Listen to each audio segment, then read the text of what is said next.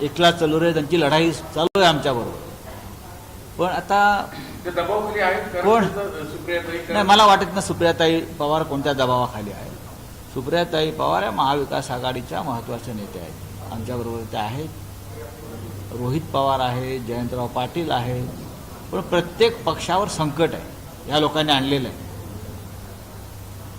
आणि हा अल्प पवार फॅमिली सांगतो मोदींना काय भेटेल पुढच्या महिन्यात बारामती कोण पवार येत आहेत. मोदी घेतात दिल्लीत पण तुम्ही बघितलं सगळं काय 2 नंबरवर चाललंय की काय दादा काय पक्ष भाजपला सोडणार होते तुम्ही आता जे काही म्हटलं काय शेवटच्या काळात भाजपला सोडणार नाही, त्यांची ही मानसिकता होती का इथे काय खरं नाही, ही काय आपली विचारधारा नाही. आणि ज्या पद्धतीनं भारतीय जनता पक्ष आणि त्यांचे लोक महाराष्ट्राचं नुकसान करतात, आपल्या राजकारणाचं नुकसान करतात, त्या विचारामध्ये ते होते की आपल्याला परत मागे फिरलं पाहिजे.